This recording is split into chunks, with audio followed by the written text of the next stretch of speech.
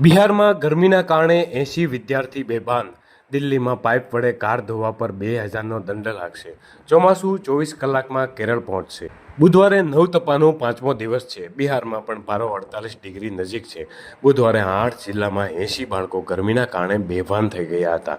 રાજ્યમાં 2 દિવસ માટે હીટવેવનું એલર્ટ જાહેર કરી દેવામાં આવ્યું છે. આ ઉપરાંત રાજસ્થાનમાં 23થી 29 મે સુધી ગરમીના કારણે 55 લોકોના મોત થયા છે. રાજ્યનું ચુરુ મંગળવારે દેશનું સૌથી ગરમ શહેર હતું.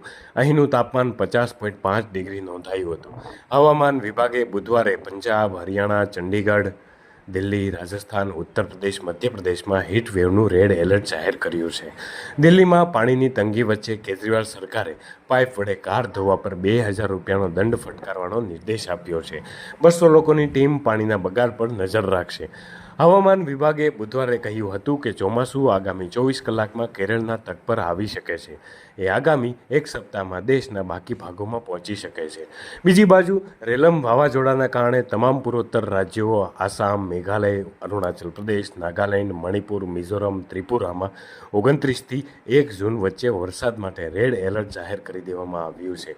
સેન્ટ્રલ વોટર કમિશન અનુસાર દેશના 150 મુખ્ય જળસ્ત્રોતોમાં પાણીનો સ્ટોક ગયા અઠવાડિયે ઘટીને માત્ર 24% થઈ ગયો હતો, જેના કારણે ઘણા રાજ્યોમાં પાણીની અછત હતી અને વીજ ઉત્પાદન પણ પ્રભાવિત થયું હતું.